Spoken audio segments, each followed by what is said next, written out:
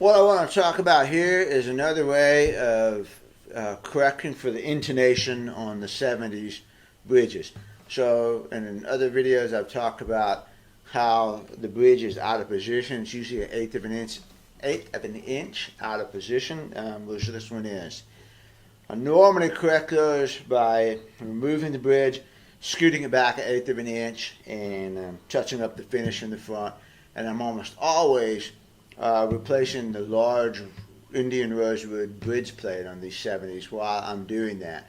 So I do two things at one time. It gets a new bridge plate, and then it gets a bridge location on top of that, so that I get fresh hold all the way through everything. This guitar is the shop guitar, and I use it for comparison with modified guitars. Therefore, I want it to stay stock, and it's a pretty good sounding stock guitar, you know. Just like my 69 D18 is a pretty good sounding stock guitar. It's not a dog. So I left this one alone for now. I gave it a fresh neck reset just to make sure it had a good neck reset and played easily, and the frets are in good condition and all that. But I had to do something about the intonation because it's an eighth of an inch off, and you can't tune it. You know, people say you can't tune it past a certain fret. Well, I'm not. I mean, you can't tune it past the first fret because it's starting to go out. By the time you get to the third fret, you're sharp. So I just couldn't, you know.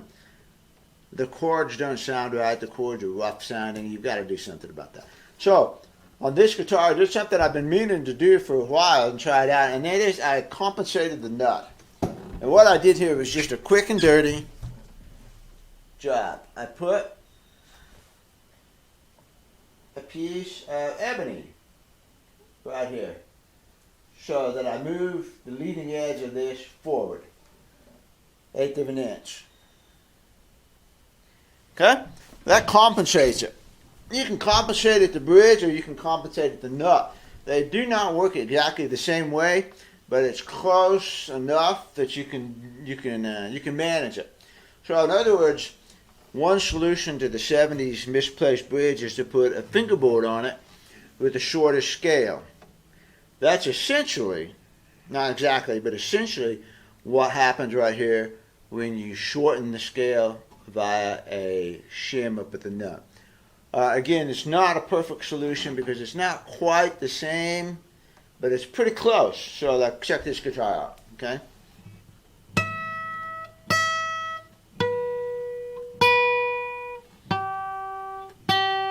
And I don't like to use harmonics for this. I like to tune open and then fret, but you know, it's close enough, okay?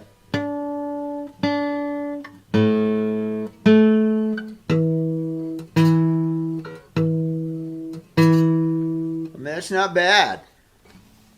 I haven't done this to a customer's guitar yet because I'm not sure of the durability of it. Me, I just went over there and picked up a scrap piece of ebony, and it's not even glued down. It's glued to the nut, yeah, to keep it from sliding when you're detuning. I glued it to the face of the nut, and then what I had to do, of course, is cut the nut slots in here again. You've got to set the nut slots on the piece of wood. You can't just stick a piece of wood in there because it'll be high or low or whatever.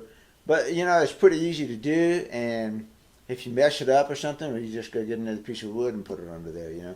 But I had to set the nut slots, and then what I should do on this guitar, I just did another video where I use this in AB, and I commented on the fact that the nut spacing is off.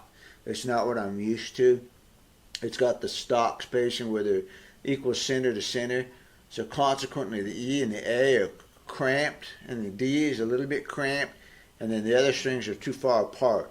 I like to have equal distances between the strings, and that feels roomy. It feels better to me.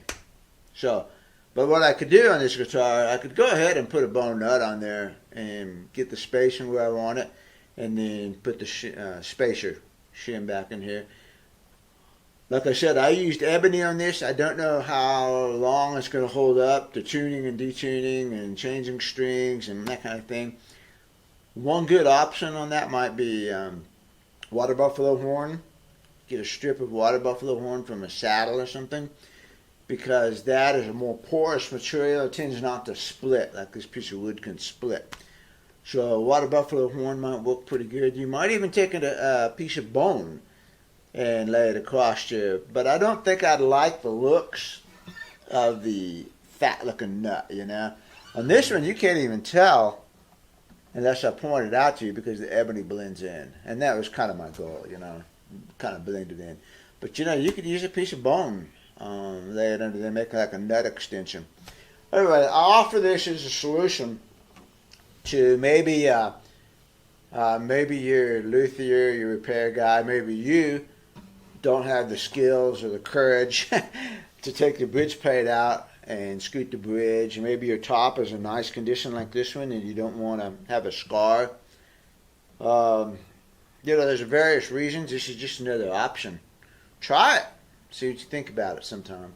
You know, I'm going to be doing this probably more and more with some customers and see what the reaction is to this. Again, I don't think it's quite as good as moving the bridge, because moving the bridge has got some other advantages to it. It changes the location of the bridge on the X bracing and makes it a little bit more pre-worry by putting it farther back on the X. But it's only 1/8 of an inch, so not that big of a deal. But at the same time, as I've talked about in other videos, I also cut the back of the bridge down to make the bridge thinner so that it fits almost in that same footprint. I feel like that's an advantage to sound.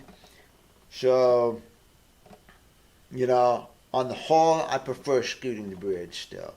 It does leave a scar on the front. That's one thing. This is almost invisible. This is reversible, which is nice. It's pretty easy to do, you know. Pop a shim in there.